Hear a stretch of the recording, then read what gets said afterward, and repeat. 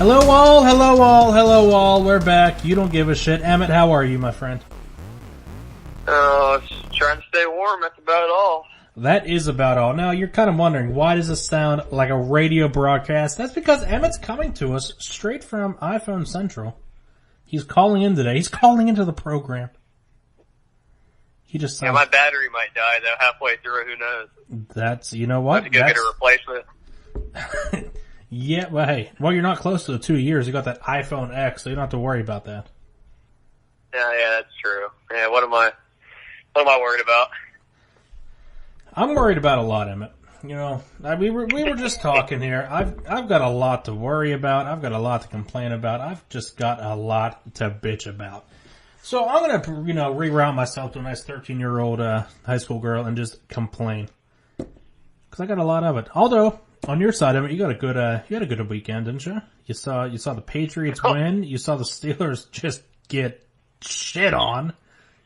Oh, it was probably the best 2-day fan in my life. And that's no lie. Yeah, and it was amazing. And see, the thing is, I don't think anybody really. There's two teams in the entire NFL that can beat the Patriots. Okay, and it's quite easy to see. It's either the Jaguars, which I don't think that. I think the Jaguars are overrated. I mean, that whole Saxonville, I'm a tough ass defense, gave up 42 points. Don't forget that against the Steelers team that was just, they didn't look too damn well. They didn't look good at all. And the other team, I think that stands probably the best chance of any of them has got to be the Minnesota Vikings. I think. Oh yeah. I agree. I completely agree, and I think for the NFL purposes, that would be the best matchup, ratings wise, and to bring in a lot of money. I think a lot of people would watch that solely for the reason they want to see the Patriots lose. But if you want to see that happen, I don't think the Eagles have enough to do that. No. And I think the Vikings would serve the best chance. Although there's still hope for this weekend for you people that hate the Patriots. That the Jags can still pull it off. I really think they can, but I don't think they will. No, I don't think so. And you mentioned, the rest of you that hate the Patriots. So you're talking about the rest of the NFL population. Yeah, so let's say there's 200 million people in the United States that watch NFL football. Probably 190 million people probably hate them. So at minimum.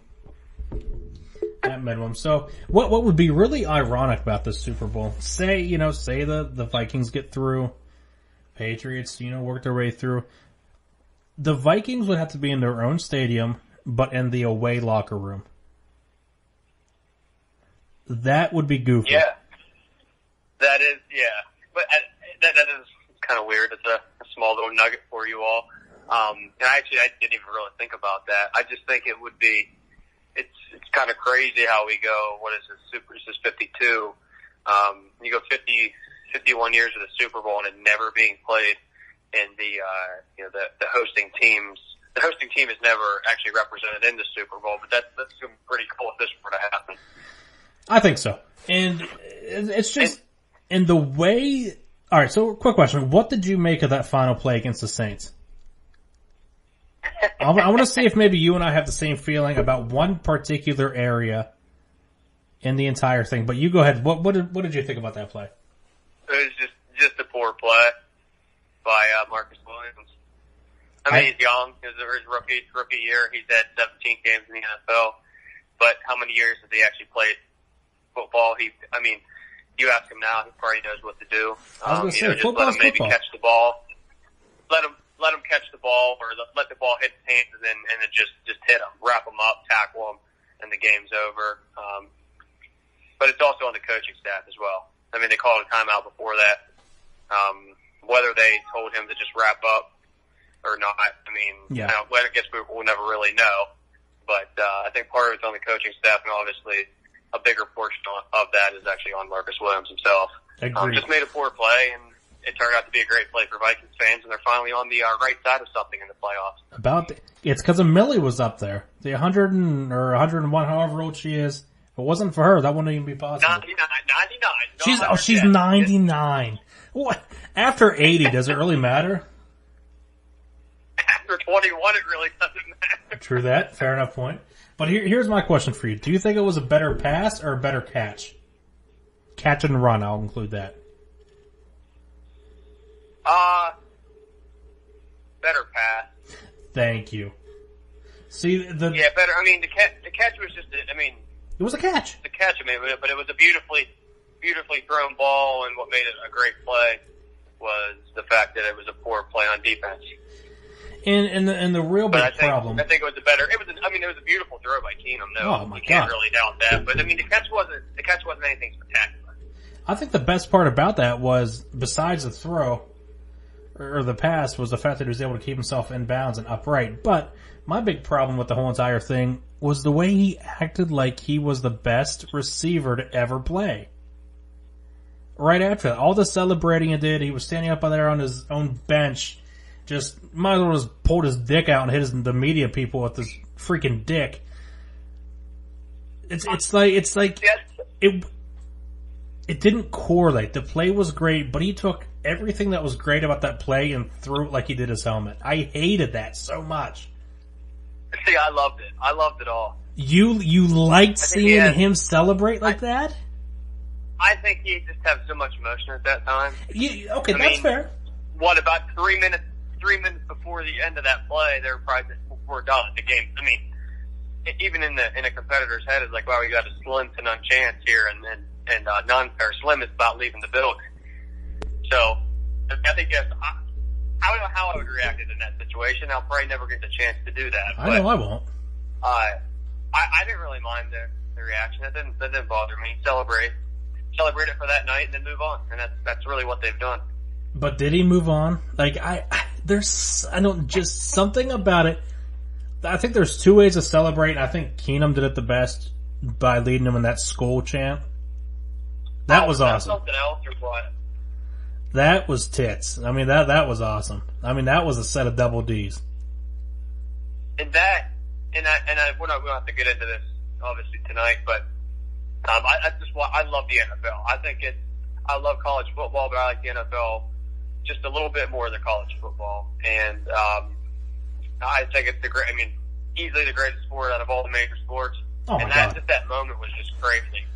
Just that, you got grown ass men out there, and it's just something else. But Case Keenum leading that chant, and you have how much X amount of fans, 60,000+ fans, all doing that chant with them. Oh my God, that sent chills down my spine, and I had no one to root for really in that game at all. Exactly, that was my next point.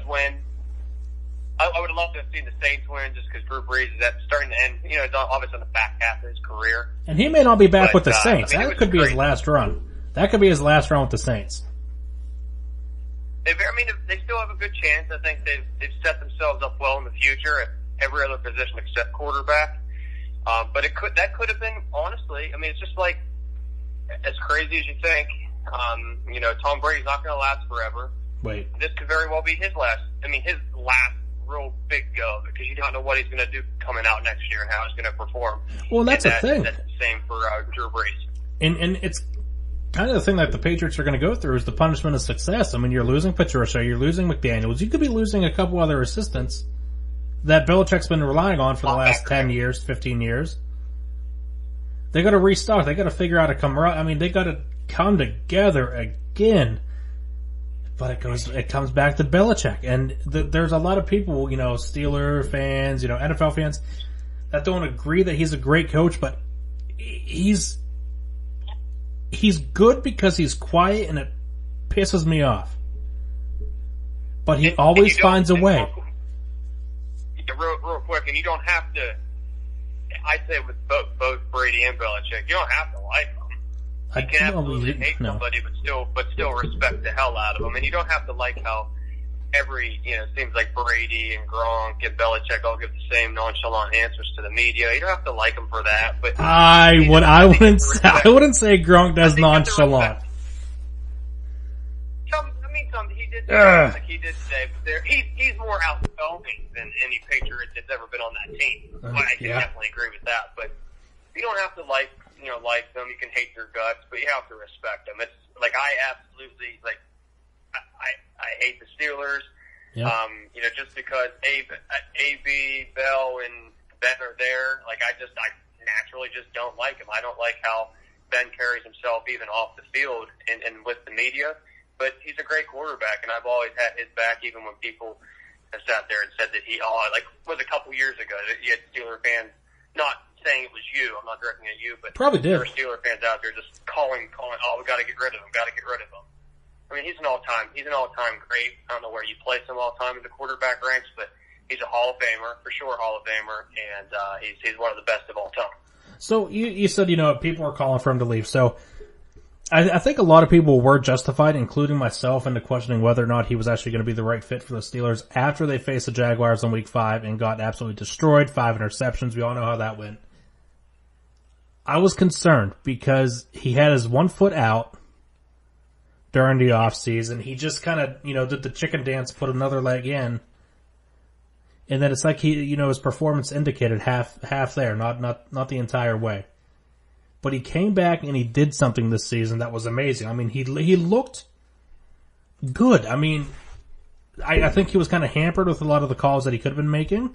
And that goes in big time to how the game finished up this last week against the Jags, which we'll get into that here shortly. I think he did the best thing for himself and the Steelers as an organization and came out and said, he's going to be back next year and that he may want to play a couple more years after that, which is a complete contrast to everything that he's been saying. And it 100% goes back to Todd Haley not coming back. I think if Haley comes back and he signs a new contract, Ben's done. But he's not going to. I guess they did let him go today. Yep. They're letting him walk. So, thank God. Let him walk. They didn't fire him. His contract was up, so they just let him walk, which is the smart decision, because there were 2, 3, maybe 4 different occasions in that game where I think some of the ball also needs to get on Tomlin as well. Oh, I don't God. think he's getting any. He's not. I don't feel like he's getting, at least like in the media, not getting criticized at all. And it's absolutely beyond me. I don't think he should. Steelers should not fire him. There's reports of that some people that's just nonsense. Organization want to get rid of him, but which is dumb, because I don't know who you're going to find who's better. But fucking Nick Saban. I mean, he's not leaving Alabama. I think Tomlin's getting off, pretty lightly in this circumstance, but he should also be getting a lot of, you could say, shit for that playoff loss as well as the whole entire defense and Todd Haley. But Haley's been getting that, so the defense. It was one of the at least top 5 worst coach games I've ever seen in my entire life. It was so bad. On 4th and short, 4th and less than 1, you're gonna run a fucking pitch? Now, I believe it was to the short side of the field, too, against the Jaguars, one of the fastest defenses in the league. Like, what? And they just had success running it up the middle. That drive. It's unbelievable. Like, I don't know. I mean, there was a lot that could have been, it just wasn't good. And I said to myself, whenever they kicked the ball off, and Toussaint brought it out, or not, he didn't bring. I'm sorry, it was the Jaguars that returned to kick the opening kick, and it took like 17 Steelers. I think I saw Tomlin run in, and maybe the ghost of the Roonies come out and have to help bring the guy down. Like, it was just a play that wouldn't end, and I just had a really bad feeling. I was like, this is going to be a bad game. And then little did we know, Blake Bortles. I just don't. Well, you know what? How about this? I think the Steelers can look at the Patriots and I think they can say thank you. I think the Steelers, even in a loss, can look at the Patriots and they say thank you. And that's because if it wasn't for that loss at, regular season game, obviously, if it wasn't for that loss, the Steelers don't have the dysfunction to the level that they did in the locker room and whatever else. That dysfunction wouldn't be there, and there wouldn't be a reason for the true colors of some of these players to show that would actually make the team want to force change. So I think you can look at the Patriots and say thank you. Thank you for exposing a lot of our weaknesses this year, especially. Kind of, shrinking us from 9 to 4 inches. And, they needed to be exposed. The Steelers needed to get exposed and out in the public, and they did all season. I don't think there was more than a 2-week stretch where you could not, turn on ESPN, turn on local news, and not see some issue, occurring with the Steelers. I mean, whether it was on the team, in the front office, whatever it may have been, there was always something that came up this season. And it's never, and like with so we're kind of comparing the two organizations, New England and Pittsburgh. It's not like with New England, there wasn't anything internally that got out, but you had all the media reports and all that stuff with the friction or whatever and the tension. That was media generated. Everything with Pittsburgh it's internally. You had last year with AB and the Facebook Live crap. You had Mike Mitchell, which the only thing he's good at is running his mouth. Oh my God, terrible at the beginning of the week. And then, I think part of that also falls on Tomlin because he doesn't manage that correctly. No, he doesn't. He's not able to. I don't think he has complete control over the locker room. He just, at least in that regard, he just can't get that under control. I think Todd Haley, obviously deservingly so, is not coming back next year. But Mike Mitchell should be gone as well. He should be following him right out the door. Yeah, he should be coaching a high school team up here. He's good at nothing. He didn't have a single interception this year. I don't think he forced a fumble. And it's just, he is so bad. And seeing him get, checked from the side by TJ Yeldon on 3rd down made me so happy. Because it's you're letting a running back just manhandle you. And then I saw a video, I don't know if you saw it, where they zoomed in on Blake Bortles' his face after that hit, and he was smiling. Because he's saying, yeah, that's right, you little bitch. Mike Mitchell has no, right to be on any single, NFL field. Well, yeah, it's not like he's Deion Sanders and running his mouth, but can also back it up, or even like Jalen Ramsey to bring it more into this generation, I guess. Yeah. Jalen Ramsey he's confident. We'll say that he gets a little cocky and runs his mouth, but he's one of the best corners, if not the best corner in the league. He backs up his talk. Mike Mitchell, he couldn't cover a parked car. He locks into a couple hits a game. He can lay the lumber every now and again, but what does he do? He doesn't. I'd like to know. He was running his mouth about going back up to New England and going to beat them up there. Well, where was he on that last drive or two when New England came to Pittsburgh in the regular season? What was he doing then? Gronk open up the nice light thick field for Gronk to catch a ball because he wasn't covering him at all. No, I think I have a bobblehead here that just shook Mike Mitchell, so that just goes to show you what happens there. But it's just the Steelers are at a point where it's they need to check every single thing. They need to get the bullshit out of the locker room. And it's you have these players that are oh, I wish they wouldn't have said this. I wish they wouldn't have said that. I wish they would have kept it to themselves. But it's you as a player need to hold yourself more responsible for making sure that stuff doesn't get out. To hold these players in check. The Steelers just have a lot to work on this offseason, and if it doesn't, this could be one of Tomlin's last years as a head coach. But I mean, it might be going a little too far. I don't know. I mean, we'll see. I still think I just don't see what other, at least here in the short term, what other coaches out there. There's not better than Tomlin. I think he's a top 5 coach, easily in the NFL. But I think. I mean, it obviously, to me, it does start with Tomlin, the locker room issues and stuff getting out. But right underneath that, and a guy who does not help the cause out at all. And these are the two problems I have with this whole loss. Tomlin not getting enough, I guess, some heat. What word to use. He's not getting enough heat for the loss. It's more on Haley and the defense. But deservingly so to those two. But also is, couple days after, a day or it might have even just been a day after, Big Ben basically throwing Tomlin under the bus like he has been throughout the past couple years.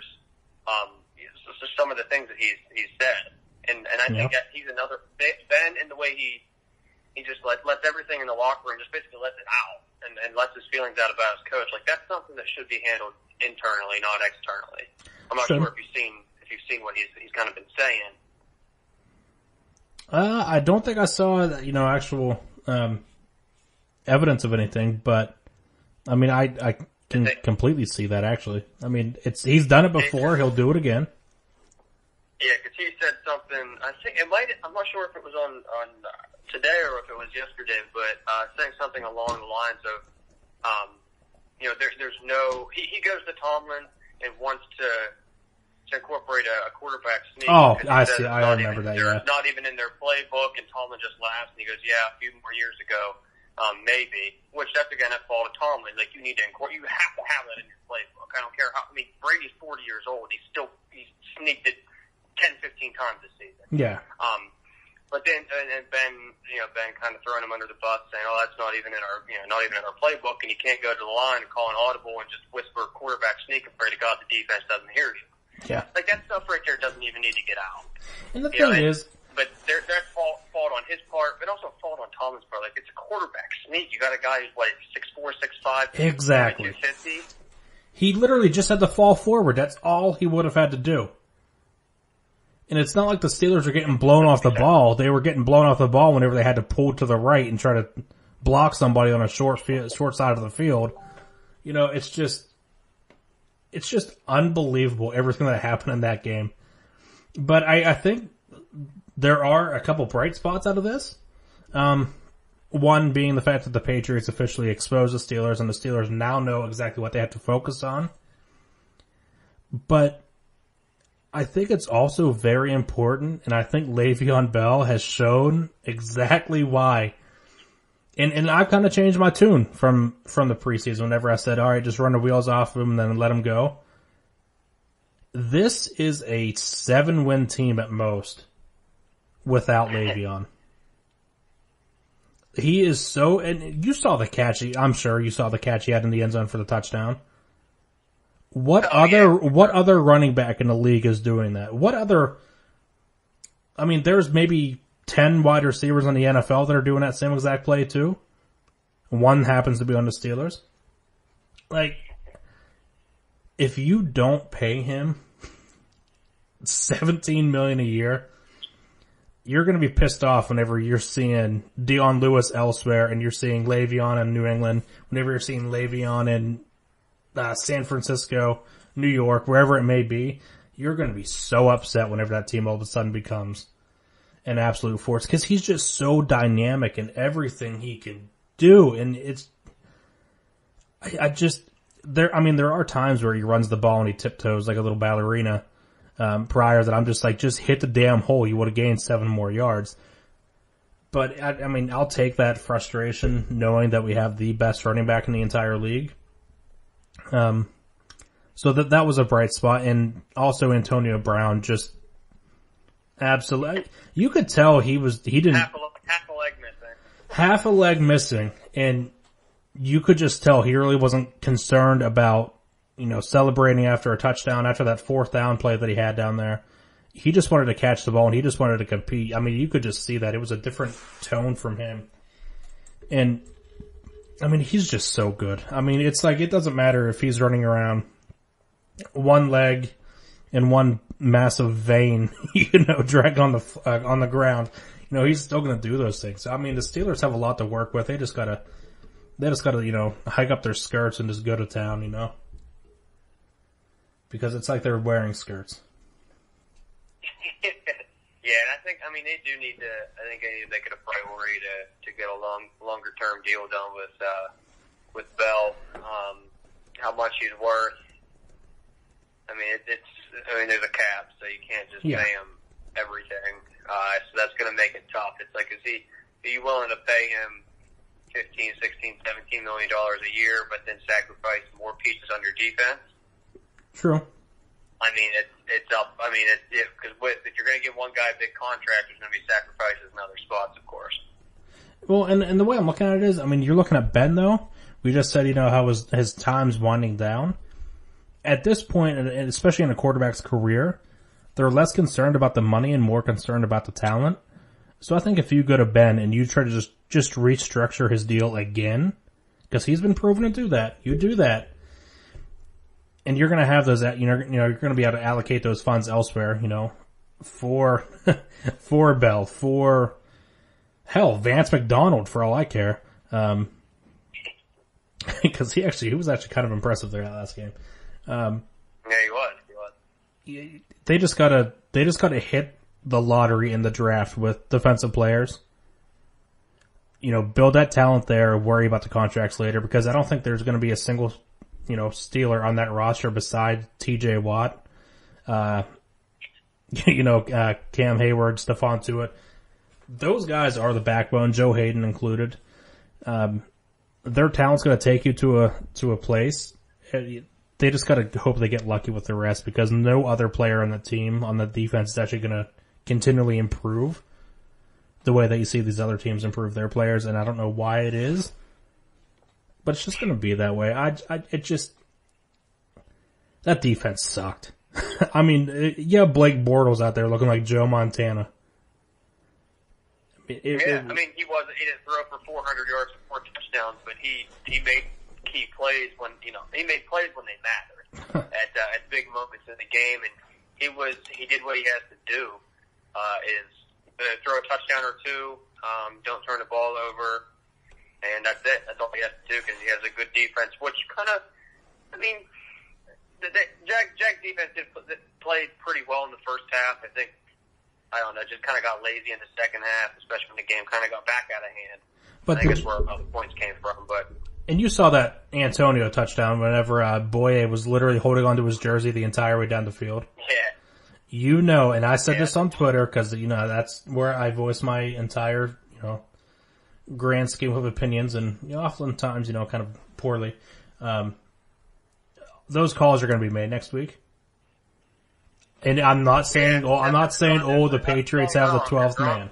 Gronk doesn't get that call, though. Anybody else probably more than likely would, but Gronk gets held a lot too. That doesn't get called. Oh, Jesus Christ! Who can stop Gronk? I don't care if Deion Sanders is out there on Lawrence Taylor's back. Nobody's stopping that guy. He is a son of a bitch off the field, and the comments he makes that would get Cam Newton and everybody else in trouble, he can get away with. That's the part of him I don't like. That and his ability to become a child in some instances on the field, but he is so good. Honest to God, if I had to start a team with Gronk right now, and his name just left Tony Gonzalez, there we go. And Tony Gonzalez in his prime, 110 times out of 110, I'm choosing Gronk. He's just so good. Yeah, because you could actually put people on Gonzalez, and it could kind of be shut down for a few games in the season. But when Gronk's healthy, Cam Chancellor last year, pretty much shut him down. He's probably one of the few people. Maybe if you're Jacksonville, you got to put Dylan Ramsey on him this week. I don't see why you wouldn't. He's a big physical corner, and I know he's a corner, but you got to throw him on Gronk because Gronk's basically your wide receiver one on that team. Gronk's the X factor, and Dion Lewis if Dion Lewis plays like this all next season, he's an MVP candidate. He's his last probably five games, including this past week.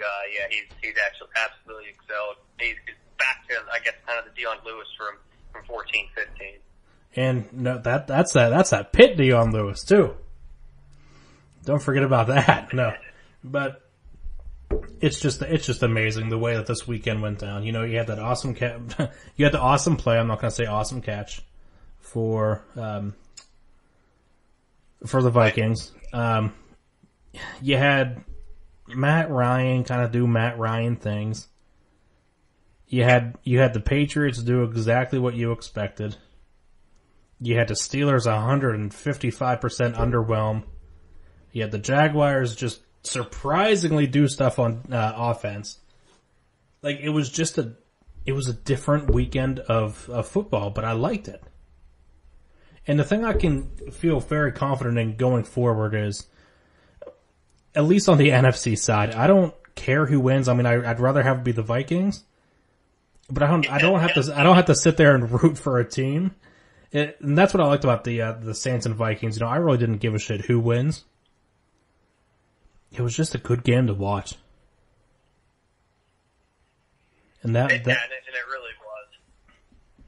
But and I don't know if we should shift gears yet, but those memes that are like, hold my beer. Yeah. Like, I just took a dirty shit, and then somebody says, hey, hold my beer, I'm gonna take one that's a little bit more dirty. Well, that was exactly what the Pittsburgh Pirates did. They said, hold my goddamn beer. We're doing something big this weekend. And oh my god, I can't do it. I absolutely cannot do it. I understand you have to trade assets. You have to do this and that. But McCutchen and what you got back for him? What you got back for Garrett Cole? What? And did you see the explanation Bob Nutting gave? Yeah, I did. So, I mean, the abridged version. Well, that's what we have to do. We have to trade our cornerstone to look forward to the future. Please still come out. We might win a game. Thank you. Bye. He is the most nutless son of a bitch that has ever run any professional franchise. Ever. And that was my final straw. So, I said it last night. I was like, I completely get you have to do this and that. But I just can't get behind a team anymore. I can't support a team anymore. I can't do anything else for a franchise, for a face of a franchise that talks like that and acts like that and expects fans to still go out there and spend money to support and want to, watch the team succeed, because he just shit the bed badly. I mean, I don't know what you make of it, because I didn't watch a ton of baseball last year because you could just tell the Pirates were just gearing up to do something stupid. So it was hard to really want to invest in the team, to a degree, where you want to sit there and watch them, 2 nights a week, 1 night a week, just watch a full game. I couldn't do that. But I don't know. I mean, do you think they made the right decision in trading those two away? Well, first off, I think the problem started when they were good, made the playoffs in 2012, 2013? Is that what it was? Yep. I think it was 2 years. The problem was at that point, either after the 2013 season, since they did get back to the postseason, after that year, they didn't try to do anything to improve upon the talent that they had. So that, I think, is where the initial problem lied. That they should have started to just sell off everybody at that point in time, just because you made it to the postseason twice and failed, and you try to kind of like reload, basically, in a sense, like the Astros have done this year. True.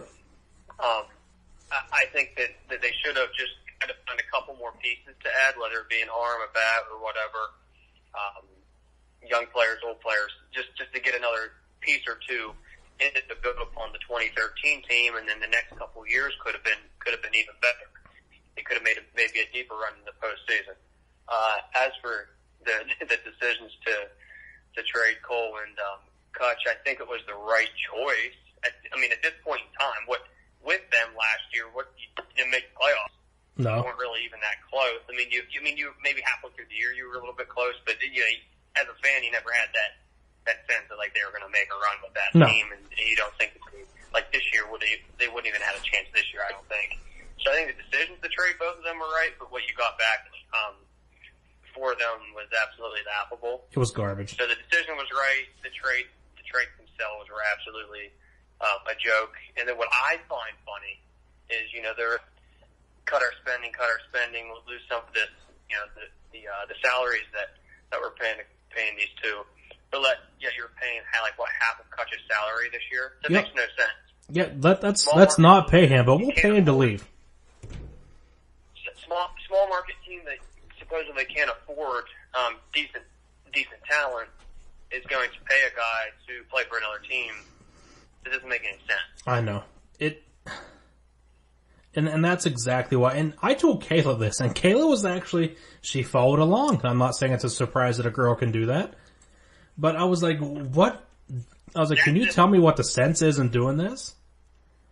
And I told her, I'm like, I've always preached about not being a bandwagon jumper, kind of taking the bad for the bad, the good for the good. But I told her, I was like, the straw was pulled and I just can't do it anymore. I was like, I can't support this team. I will never support this team again because I will never forgive them for doing shit like this. Like, it is so bad. So I'm currently a free agent fan. I've been looking for my forever home, for the last 2 days now. What's that? The Yankees will probably sign you. They give their fans like $5 million a year. I saw that. So I'm really they throw money out. So I'm really eager to sign that TV deal with them.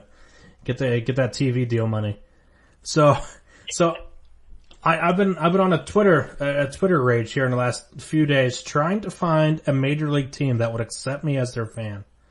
I made that my goal. So in the last few days, the teams that I've tweeted, obnoxiously, and I like the fact that I've done this. So like I said, I always made fun of people and I've always despised people that have kind of, just hopped around from team to team to team to team. Depending on the winning and all that. So and at one point I actually rooted for the Mets because I loved Jose Reyes. And I think it's completely different rooting for a team because they have a player instead of rooting for a team that just happens to have a player. So that's kind of why I was falling to Pirates, it was all good. So, that being said, in the last few days, I have reached out to the Indians. I did not receive a response, unfortunately. You're closer to Cleveland than you are Pittsburgh. Very true. That's like your hometown team right there, basically. I know. Technically it is, and I'm going to come back to this. So I also tweeted the Giants because I was naturally, Gotch. The Angels didn't receive a response from either the Giants or the Angels. So I said, hell with it. Maybe I'll just try to do a lateral move here. So I tweeted to the Padres, and the Padres will in fact accept me as a fan. They replied and said, yes, please, and they put a nice little gif in there as well. They said, sure, Chris, we'd love to have you as one of our America's Finest fans. So I'm interested. And the reason here, it's a big deal whenever you're going to go root for a new team. You're going to become invested in a new team. You're going to want to be a member of that fan base. I don't look at the championships. I'm looking at an investment of my time, and the Padres would be a lateral move. But they'll actually spend money here and there. They'll actually try to compete. Now, if it was me saying, oh, fuck it, the Yankees look good, at least one out of every 20 years are going to win a championship, that. So you know what? That's my new team. I'm not going to do that.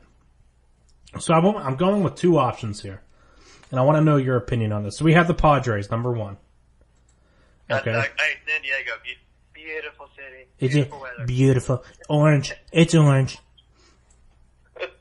So there's this other one. So you have Suntan City out there in San Diego. But then, like you said, not a shithole. it's San Diego's a shithole country. It sucks. But then we go back to proximity, and I look at the Indians here. Now I'm trying to debate. The Indians at one point were a lateral move. It would have been just like the Pirates. Just down in the shits.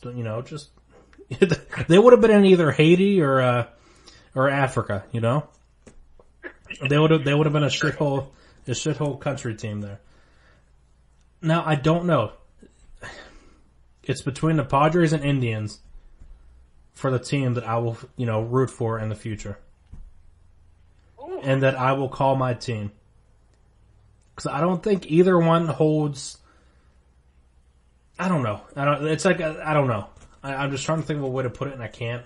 So I don't know if I want to go to Suntan City out there. or if I go for technically what could be considered a hometown team. And if it's about winning and being able to actually go to games, it's got to be the Indians. Unless you move to San Diego. Which, I don't have really any immediate plans to do that. At least not yet. So, I think the Indians are probably the way to go. I don't know how you feel. Obviously it really doesn't impact you, literally at all. But it really doesn't. No, so I don't know, because I obviously AL versus NL. DH versus no DH. This is actually a decision I'm about to make. I think I think the Indians as an organization has run better. And they got Francona. I think that they'll go through their downtime, like, their down seasons like they had in the early to mid 2000s, but down seasons don't mean anything. In the 90s. I saw 20 of those. I saw 20 down seasons.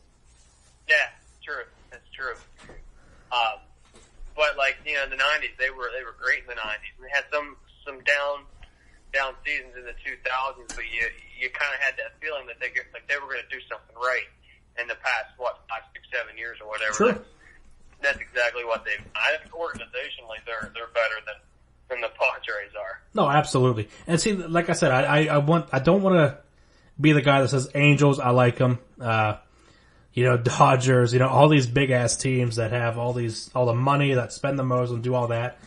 I wanted to go with a team that was kind of under the radar a little bit in terms of, not going out and spending $600 million every 2 days on a new player. And I think I'm going to be committing to the Indians here. It's a very attainable team, and I'm gonna hold this podcast as this show as kind of like a measuring stick, saying that I will not go back on my word, because the Pirates can go out and win the World Series next year. Won't give a damn at all. But you know what? It's just come to the point where I have to switch, and I hate being a bandwagon guy. But I think I've earned the right to be able to say fuck the Pirates, and let's go Windians. Oh, yeah.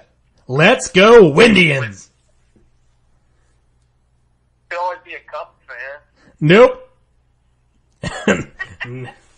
Nope. I will not do that. They didn't even cross my mind. Oh god, I hate the Cubs. I will forever hate the Cubs. Oh, why? They're cocky. They're extremely cocky. Although, just look at the Yankees. The Yankees are going to be that team this year, the same exact way. Cocky AF. Yeah, they're going to be good. They're going to be very good this year. Very good. It's here's the thing. You can have these people hit all these home runs, but if you stack them one on top of the other, the entire way down the lineup, you know what? I was going to say something, but it wouldn't make that much sense because no matter what, you get the runs. So they're not going to be able to get people on base. They're just going to be smacking single dingers the entire game. They're not going to get they're not going to get the grand slams, 3-run home runs, any of that. It's going to be the single dingers. That's all. You get about 6 or 7 of those a game. Combined with good pitching, you're all right. Yeah. They might do that. It's going to be crazy. It's going to be home run or ground out. But I don't know. See, and maybe this is the season I need to reinvest in baseball. Spend a little bit of money, go out to Cleveland, watch a few games, which I was in that stadium for a country concert, which was absolutely phenomenal. And it's a beautiful place. It's a nice stadium. So underrated. So maybe I'll make a few trips out there this summer. That sounds like a good idea. So I think next time you see me wearing a baseball hat that I wear next, it's going to have a red C on it and not with the Cubs logo. might be a cover-up Cubs fan.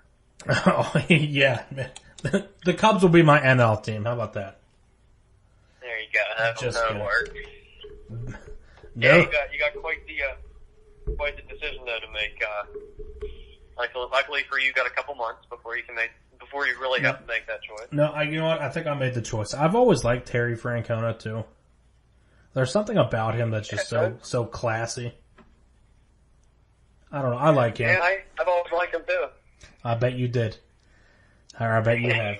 Still do. I think he's a really good manager. He's one of the best in baseball, I think, easily. So you know what? I think I made the right choice. You know, I think jumping ship was meant to be this year. Because I don't know. I just intended though, the whole Pirate thing. Yeah. I can't forgive what they did. Cannot forgive anything that they did this offseason. And there's still a lot of time left. Maybe that petition that's going around, maybe they'll kick the other out of there. Force them to sell the team. Which I'm looking here, and it's actually on, if you go to ESPN, the baseball homepage, the MLB homepage, it's the one of their headlines is, Pirates fans urge MLB to force Nutting to sell. They should. I mean, he needs to sell. I mean, a stupid-ass petition's not going to be able to help it, but at least the word's out there. That's right. They're bringing awareness to the problem that is the Pittsburgh front office. The Pittsburgh Pirates front office. See, and it's funny. I was going to say, it's perfect that you mentioned that. Because overall, this is one of the worst weekends in sports in Pittsburgh that there has been in a while. You trade a cornerstone piece, a piece that says, even in the midst of all the losing, he told Pittsburgh and all the fans, I'm happy to be a Pirate and I want to retire as a Pirate. And you trade him. You trade the only son of a bitch on the face of the earth that says, I want to be a Pittsburgh Pirate for life. That comes around once in Chicago Cubs and, time between championships. That comes once in 100 and however fucking many years. And he's gone. He's out of here. I mean, and the thing is, and what I really feel bad about for McCutchen is if the Giants suck this year, which there's a chance they might. They were the worst team in the, in their own division last year. If they suck halfway through the year, there's a chance he's moving on to another city. I don't know if he's going to finish the season as a Giant. That's kind of where I feel. I mean, I feel like he's just going to be one of these people that are going to be tossed around here for the next 3 years before he retires.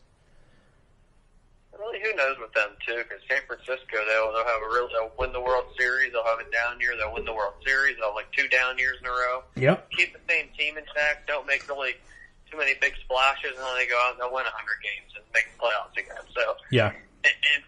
There's something. They're really a big question mark. Because I thought last year they were going to at least make a wild card, mid to upper 80s and wins, and that obviously, like you said, didn't really happen. No. So it'll be interesting to see. And if they do poorly, will they ship Kutch off somewhere else?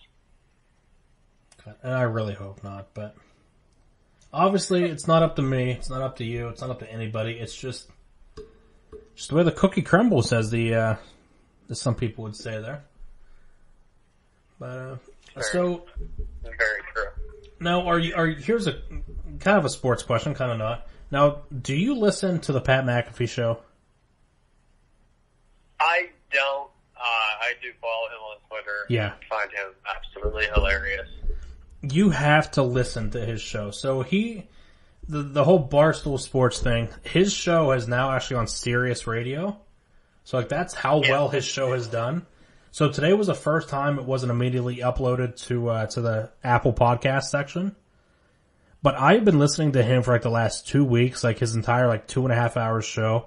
And there's some points where I just laugh and almost cry. It is one of the best podcasts I've ever heard. He's funnier than hell. I love him. His videos on he'll about obviously punters and kickers or whatever for the brand. Last weekend, I'm not sure if you saw them, especially in the Saints Vikings game, but it's hilarious, absolutely hilarious. And actually, because I was going through Twitter last night, bored, whatever, and he had one back in the wild card weekend with the Falcons Yeah. and the Rams with Hecker. Hecker, I think, bombed one like 62 yards. And it's just, oh my God, he's hilarious. It was like one of the best 30 seconds of my life. He's funnier than hell. It's his voice and it's his Pittsburgh accent that I love so much. Yes. I don't know, Cuzzo. He kicked that fucking ball the whole way to fucking Rome. Cuzzo, for the brand. He said something. Oh man, I think it was. I can't even remember what the hell it was. But he's funnier than hell. Him and I'm not sure if you heard this about this guy. I've watched just some videos that he has on like Instagram, Twitter, and whatnot. But he does acts as like a sports commentator and says the funniest shit on some of the weirdest plays. But it's Bob Menery. You said absolutely hilarious. Hold on. You said Bob. How's the last name? Menery. It's Menery, and he is hilarious. Them two make me like you. I could dead tears just from laughing so damn hard at them two. But they're funnier than hell. He's just so funny, and it doesn't. And I actually just followed that guy too, Bob Menery, here on Twitter. So I'm looking forward to that. Yeah, he's funny. You'll get a laugh. But I just Bat McAfee's just so funny. Like, he doesn't give a shit who's around him. Because there was a video of him playing golf with John Daly, and he was just shanking balls left and right. And his dad's like right near him too. He turned around and was like, "Oh, my dad didn't fuck my mom to have me do this." He's just so funny, and I just can't get over it. I mean, I definitely recommend it to anybody that likes to listen to shit like that. But the greatest part about it is it's not all sports either. Yeah, they just talk about a lot of random things here and there, and it's some of the funniest stuff I think anybody will ever find. And I know a lot of ladies like it too. Shout out the women. It's just fantastic. Speaking of it not being about all sports, there was one, might have been a week or two ago, and it was about chickens. You see the video of the chickens? Look at these cocks, Cuzzo. You're so... I saw that. Just hit my van. Oh, yeah. Man. Dude, that shit was funny, man. Oh, it's just too good, and just the fact that they're able to blend everyday conversation with sports. It's honestly less sports and more talking about various things. And whenever he starts talking about his time with the Colts, it's some of the most hilarious. I just love it. Definitely gonna have to give it a listen. And he does, and they upload little bits and pieces of his comedy, his stand up whenever he was on the road, like last year or the year before. And he actually made a woman shit herself from laughing so hard. Absolutely just shit herself. Like it's amazing. God, that's funny. I don't know. So that's my little thing. I definitely would encourage people to listen to that. But real quick, I got to talk about a quick sham. What do you think of Juju not being up for Offensive Rookie of the Year? He's not going to win. He wouldn't win. Alvin Kamara had that wrapped 4 weeks ago. He had that wrapped up a month and a half ago. But he's got to have some mention. Yeah, I feel like he should be a candidate for it. I'm not even sure who the other two people are. Besides Kamara. Yeah. Honestly. Kamara. Shit, now I forget. Because I think Kamara easily wins it. I feel, if I can't think of two guys, and obviously Juju should be there. I think he had a spectacular season all around. Or catching the ball on, kick return, punt return, whatever. Yeah. He was really good in that aspect as well. But he had a tremendous season for being a quote unquote third option. Yeah, so it looks like Kareem Hunt was pretty much Yeah, it's between Kareem Hunt and Kamara. It looks like it's going to come down to. Which, great. I mean, those two had great seasons. Was there another candidate? There is, but it looks like it's pretty much just down to those. Let me see if it has. Because I'd probably put Kareem Hunt above for what he did, especially in the first half of the year. He still had a decent or an okay back half, but I'd probably put Juju third. No, then that's the thing. I think Juju is third. I really don't care who wins because, that's some of the best performances we've seen from an offensive rookie in a long time. Yeah. But, so yeah, I mean, I'm trying to look here to see if there's anything else. But, no, it was definitely a wild weekend. And you have the Patriots. What do you think the Patriots win by this weekend? Against the Jags? Yeah. Man, the Steelers, thankfully enough, I think they did help out the Patriots a little bit. Throw deep. Going into this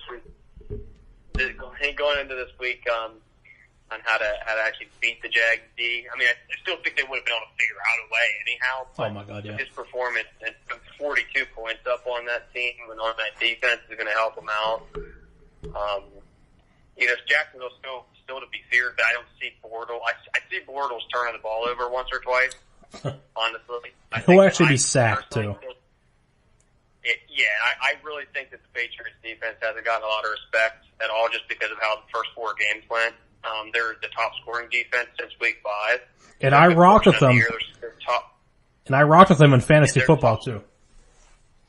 Yeah, I think they're overall throughout the course of the season, I think they're like 5th or 6th. They're definitely top 10 in scoring. They give up yards, but yards can get you to score points and get touchdowns, but if you're not putting the ball in the end zone and not scoring points, yards really don't matter at that point. And that's how they've pretty much been the last 7-8 years they're out there, the Pats defense. So, all of it in New England, I think it's going to be tough. It'll be a physical game. I think it'll be close, probably into the third quarter. Yeah, mid to late third quarter. I'm going to have to say, I'm going to say 27-16 New England. I think it's probably 7-3 Patriots going into about the middle of the third. And then I just look for, the difference makers really to show up. Obviously, Tom, Mr. Brady, you're going to have Mr. Dion Lewis, James White, and you're going to have Gronk show up there. And I think you're going to see a nice touchdown from Chris Hogan. I think Hogan has a touchdown. I think Gronk has 2. Lewis has 1. And, that gives them at least 4 touchdowns. So I'm going to say a touchdown, 2 field goals. So I'm saying 30. Let me put my math together. 4 touchdowns, 4 times 7, 28, 2 field goals, 6. I'm saying 34-13. 34-13 Patriots.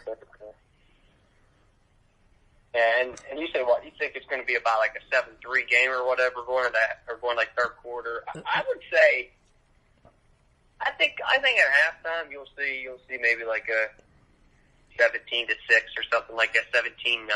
Yeah. I think Jacksonville early will be able to probably get the ball down the field, at least move it a little bit to get it into field goal range and kick a few field goals. Teams usually are successful in doing that, especially early.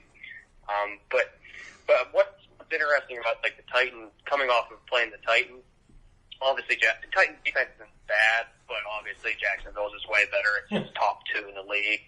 But I think when you look at them from an offensive standpoint, I think the Titans and the Jets are fairly similar. Mariota, Bortles, you have 2 average to maybe slightly below average quarterbacks who are susceptible to throwing interceptions or even just turning the ball over in general. But they're both mobile. So they already had the experience of putting a spy there, like they did frequently throughout last week against Mariota. And you got Tennessee, Jacksonville, don't have like they don't have an Antonio Brown or a Rob Gronkowski type of wide receiver / tight end threat. Yeah. And they both have a good running game. And New England shut down Derrick Henry this week. They played the run very well. So I think the game plan would be fairly similar, so I don't see Bortles and Leonard Fournette, Yeldon, putting up 45 points against New England, and we all know that Brady just doesn't turn the ball over, especially playing a home game in the playoffs. Yeah. No. And so, obviously, Patriots, they win. Flip to the NFC side. Do we agree on the Vikings? Yeah, it's going to be a close one. I think Minnesota's defense is just so good. I think it's a little bit better than Jacksonville's. I agree. It's the best defense in the league. I wouldn't be surprised if Philadelphia wins. I'd say Minnesota. I'm going to take them. If you want to score, I mean, two pretty decent defenses. I think it's going to come down to turnovers. I'll go 20 to 10. I think Minnesota. That's close to where I was going. Here's my bold prediction. I'm saying, Foles throws 3 picks and he doesn't finish the game as the quarterback. He'll finish the game as the quarterback, but I'm definitely guessing 3 picks. I think the final score ends up 24-9. I don't think they put the ball in the end zone. Wow. So, I mean, it's probably the best defense that the Eagles have faced all season, for Christ's sake. Yeah. I mean, I'm not sure. Not really what their schedule was like. I totally forget. Me too, but I mean, they haven't played the Vikings, so this is probably easily the best defense they've played. But real quick, since we were talking about the Vikings, I think Case Keenum's going to end up getting a big ass contract somewhere else next off season, but I don't think he'll deserve it. He's been impressive. Do you think that this is just I don't know what year he's in, 5, 6 or whatever, and it's just clicked for him and he's going to be above average quarterback if he goes somewhere else, or I should say when he goes somewhere else? Or do you think he's a product of the Viking system and Pat Shermer's system? Viking system, and I think you look at Sam Bradford, you can say the same exact thing. Yep. Never really succeeded until they got to Minnesota. Exactly what I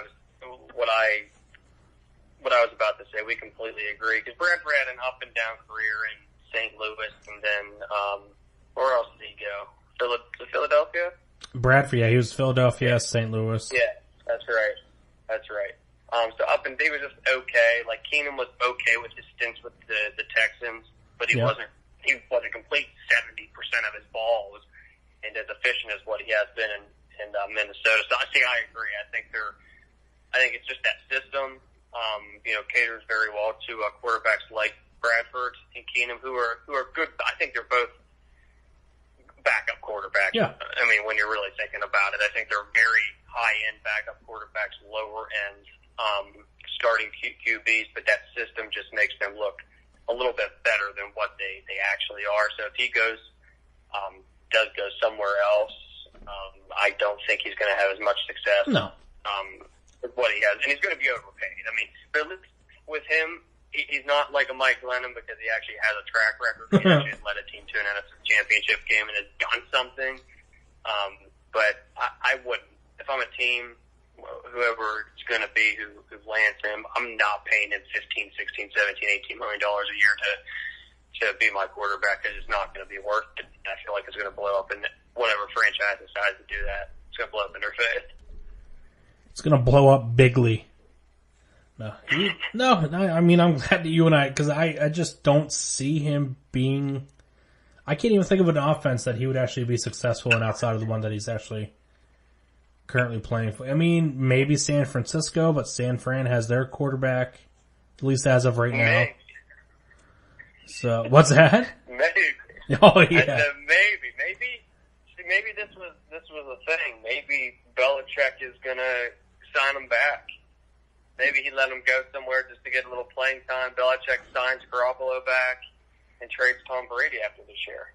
Hey, who knows? Maybe it's all part of the plan. And they get that second round pick. It makes sense. That's not going to happen. I don't know. He's going to get probably about $20 million. He's going to get a big ass deal, I think, from San Francisco. But did you see that he got paid this past week? He got paid for fucking the Patriots.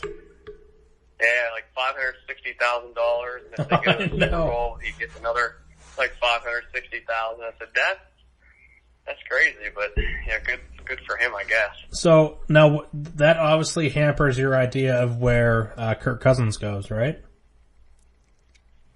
Yeah, that trade happened. Obviously, I didn't see that playing out like that. I don't know where he's going. Dolphins? I'd be very shocked if he does. If he does return to Washington, I highly doubt that. Team that comes off the top of my head, Giants. I don't think he'll go to Cleveland. I know he came out and said he wouldn't mind playing there, but I think it's going to end up being the Jets. Oh, God, I hope not. I hope he can be better than that. And the thing about the Browns is they have pieces. They just never have a quarterback. I mean, if you put Jimmy Garoppolo on the goddamn Browns, you're looking at a much better team than what they have. I mean, they have Duke Johnson, they have Corey Coleman, who really had a bad end to his season. You have Josh Gordon, you have David and Joe. I mean, you have pieces all around you on offense. Yeah. But they couldn't execute. Defensively, they're not bad. They're just young is their problem. I think when they get things together, they'll be half decent. But yeah, Kirk, I don't know. Right now, the team that strikes me is the Jets, but I don't. Probably 3 weeks from now, I might think something completely different. Yeah. I think he'd be better off going to Denver, or even, and this is what I think they should do regardless of the outcome this year, Minnesota. Interesting. Bridgewater's going to be gone. Go the whole. They need to see the part ways with Bridgewater, keep him as a backup. Keenum's probably gonna go, which I would let him go. I wouldn't be afraid of that. I wouldn't even be afraid of letting Bradford go, trading him, and I'd just throw a shit ton of money at Cousins. I mean, Cousins can throw for 4,500 yards. Keep a mediocre Redskins team in playoff contention. Well, I think he had a great. With his standards, I think he had a great year this year with what pieces he had around him, the injuries and everything that happened. I mean, can you imagine them putting him on a team that has a top 5 defense along with 3 good running backs? Like you got Dalvin Cook, Murray, and McKinnon. Those are 3 pretty solid running backs. And then weapons like Thielen, Diggs, and you have Kyle Rudolph. If things really go haywire, he needs to dump something down. Well, here's a team for you that actually has a lot of talent on offense, that needs a quarterback, that needs a head coach. How about the Cardinals? Yeah. I mean, it gives Larry Fitzgerald a quarterback. You have David Johnson coming back healthy. Offensive line, needs a little bit of work, but you have a defense that's actually formidable. I think the Cardinals could be a good fit. You got a couple speed wide receivers. I'm not sure what John Brown contract or what it is. But I mean, if he can stay healthy, but that's a big if. He's okay. Jerron Brown, I think, another speed wide out. They do have some okay weapons. But obviously Fitzgerald, you got an all-time great right there. So it would be nice to maybe looks like it's gonna be his last year. Get him a guy that give him a shot at maybe not only a playoff appearance but a Super Bowl, and him to have another fantastic year. Yeah. I don't know. There's a lot of options. I like the idea of Arizona for him. I think that's you pay him a shit ton of money and you're gonna have a team. You're gonna finally have your quarterback.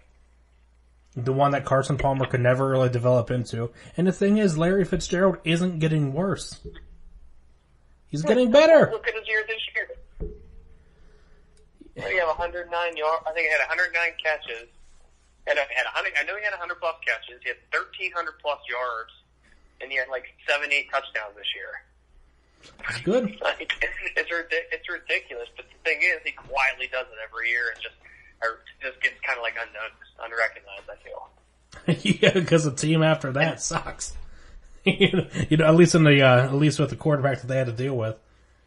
But I don't know. That's going to be fun to see how it works out, though. That's true, and then the off season, unfortunately, is right around the corner. Unfortunately, it's already coming to an end. God, I know. Yeah, it's an all too familiar ending to a football season. Alabama winning the national title. Patriots probably winning the Super Bowl. It's going to be the same result as like the last 17 years. I hope so. I hope you're right with that last statement. 'Cause it's going to be tough. It's going to be a toughie. It's going to be tough. It's not going to be a cakewalk. Not this time around. I've seen crazy shit happen. So I've seen Patriot teams lose to the Jets and the Ravens, and I've seen them lose to the Giants in the Super Bowl. So when they were 18-0. Yeah. I've seen better Patriot teams lose in the playoffs. So it's definitely possible. It's possible, all right. Hell yeah. I think we've had a good one. I think we got a lot accomplished today. Not the only thing I've accomplished this year. You trust me. Hey, it's looking up for you. No worries. But no, I'm happy, and so we determined the Steelers have issues, big issues. Pirates suck. Chris no longer likes them. I chose the Indians tonight. That's gonna go down as the big thing. So I gotta look online. I gotta find myself a nice hat, a nice Cleveland hat. I gotta learn everybody on the team. I gotta learn all about the AL. So this is gonna be a fun season. This is gonna be my transition year. This is gonna be me diving into it again. And they'll probably win 34 games. The Browns, you're gonna turn into Mr. Cleveland. Oh no, no, no. I feel pretty confident that I won't. Nah, it's fun. I do like traveling to Cleveland. I think it gets a bad rap just because of the Browns name. It's actually a wonderful city. I tell that to everybody. It's a wonderful city. I've been there a handful of times. Yeah, I've been there a handful of times. Downtown city itself really isn't that bad. It's not. Just like you said, it gets shit on just because of the Browns. It does. But really, like city-wise, I don't think it's too much different than Pittsburgh is. No. I would take Pittsburgh over Cleveland, but I think Cleveland's still pretty nice. It's not that bad. I agree. So I'm gonna look here. So we'll how about this? We'll make some plans for the summer here. Assuming you're still around. Well, like not 6 feet under, or I know what you're just take it as you may. So let me see here. Only if you make it out of that winter up there, yeah, maybe. Hey, those 65 inches are gone. That shit is for the birds. That is some of the worst. It was so bad. And I don't think and this is a good point. I'm glad you said about the snow, actually. So we had 65 inches of snow in like 2.5 days. I think you can do the math. That's more than 2 feet every day. Global warming, God. And Clarion gets 5 to 7 inches, and everybody is complaining about how bad everything is. Are you kidding me? Go a little farther south down here, and 2 to 3 inches, and people go haywire. Oh, fuck! It rains, and everybody loses their mind. And that reminds me. So it was my senior year in high school. DT and I, he had his big old truck that he drove around. He and I went down to the Pitt Duquesne basketball game, and it was bad weather. I can't believe my parents let me go. They did, thank you. And they had like maybe 2 inches of slush and 1 inch of snow. The National Guard was down there. No roads were plowed. Nobody was out in the roads. And there was like 17 people in the arena for that game. And that's back whenever Pitt basketball wasn't terrible like they are now. Yeah. So you're exactly right. More than 1.5 inches of snow, everybody below Meadville freaks out. That's very true. And like it happens every year like you used to it. It's not like we live in like North or South Carolina and oh my god, we finally got like a dusting when we freak out. But it's really crazy. And it's hilarious because they almost kept us going to work. So there's an employee that I love. Her name's Bernie. She works at the Northeast office for PNC. She has worked for 40 years at PNC. This is the first time in those 40 years PNC has actually closed branches due to weather. And they almost didn't do it for the 2 days that we had all that snow. I'm So, I mean, there's a difference in wild. it's crazy. But no, it was such a freak thing. Like, I can't even describe it. It was insane. All right. So back to the plans that I started talking about like an hour and a half ago. I'm trying to see here. So I'm looking at the Indian schedule. I'm trying to see when the old Bo Sox come into town. That's right. Since we're now since we're both AL mates. You watch, they probably don't go there at all this fucking season. With the both playing in the AL, it's nice that they play, each other multiple times at each other's home. So that's nice.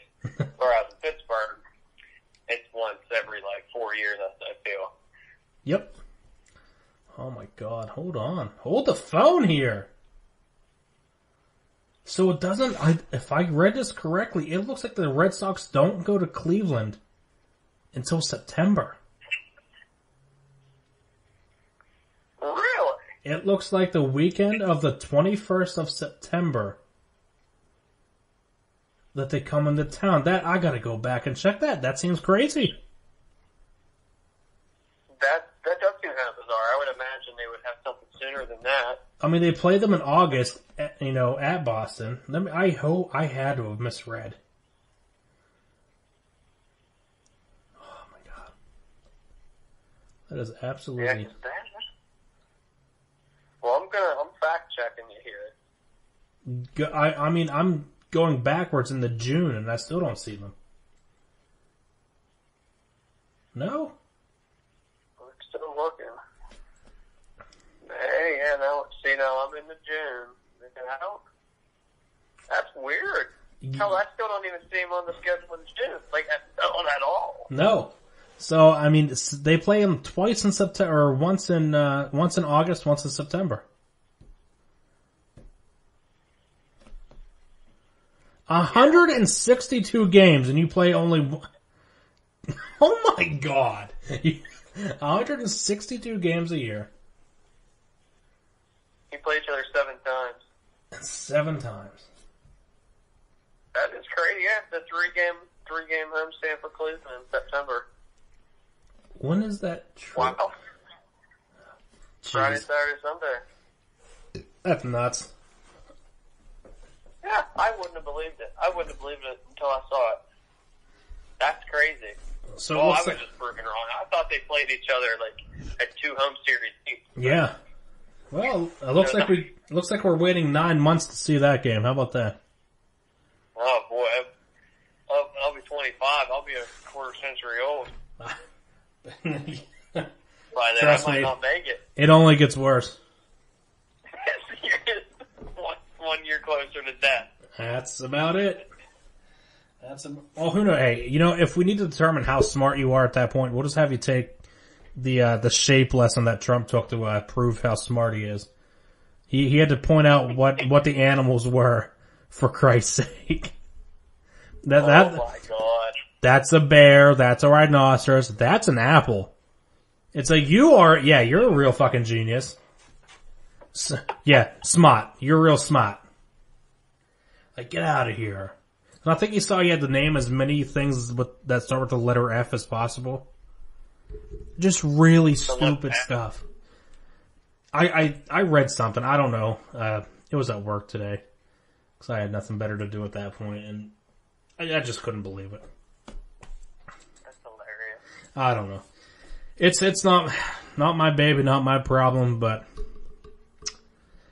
it's our country. It sucks. It sucks right now. I mean, maybe his real point is to make America so bad the dreamers don't want to come here anymore. That's what I think it's coming to. DACA is going to be reversed because nobody wants to come here. We're going to be going to different countries being the dreamers. That's what's going to happen. I'm going to want to go to Norway so I can live my dream. Oh shit, that's hilarious. I don't know. So real quick, I think there's a lot of things that irritate me. Like, a lot. But I don't think anything irritates me more than having a real bomb-ass tweet and nobody notices it. I compose a beautiful tweet. Yeah. I use at least 140. And it gets zero publicity. I get upset. I get down. That's when you retweet your own tweet to make sure people know. I do that occasionally. I'm like, maybe somebody was just not looking. Maybe they're taking a shit now, and maybe they didn't. Maybe they're just reading their paper, but reading Twitter. So, I don't know. I try, but one of the best tweets in the last year is the video of the Saints player being applied to different aspects, like sliding down a driveway. In a band, head banging. That was a good tweet. I mean, doing the Ray Lewis. I mean, it's just amazing. Marcus Williams in that video, that was, yes, I know exactly which one you're talking about. It is absolutely hilarious. Hilarious. In a week of terrible things, that brightened my day. Much like, maybe we'll just call this our media window here. So I'm looking at Twitter here, and we also have the video of the Vikings fans going crazy. It looks like a father and his son. And then my favorite part is whenever the son gets up and he's like, "Will Lutz is a bitch," and flips off the screen. It's just hilarious. I mean, these two are just going crazy for a minute and a half straight. Twitter's amazing. Twitter's one of my favorite. I hated Twitter at first, but then it just blossoms into something special. It really does grow on you. Because I got, created the account, used it a little bit, stopped for a while, like this is stupid, and then all of a sudden, look at us now. Use it all the time. I go there for news. I go for sports news. Absolutely. That's crazy. Absolutely. And I'm following 778 people, and 2 of them might actually be people. The other 776 are all like media outlets and things like that. It's just amazing. I believe it. Like, I think I've maybe posted at least 5,000 tweets in the last year. At least. Yeah, you definitely go through some spurts. I do go, like, I won't use it for like maybe a week, and then one day I'll at least post 75 things. It's just it's a great therapy. It's a personal therapy session.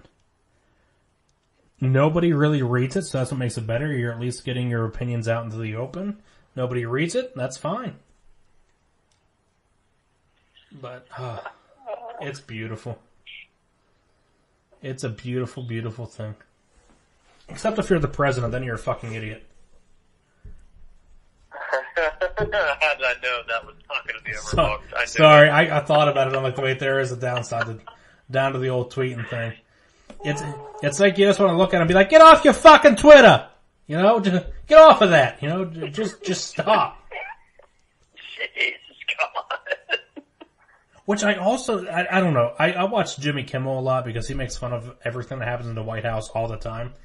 And he said something last night, I gotta fact check this. He said that there's actually a cell phone policy inside of the White House now, or like some room, where like everybody in the media, different things like that, have to turn on their cell phones, except for the president, or except for the celebrity that acts as the president.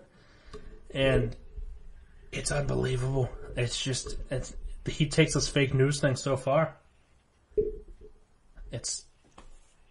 He's just, I don't know, he's very paranoid. But, well, after coming down from a massive high there, and, I'm not actually high, that came off really bad.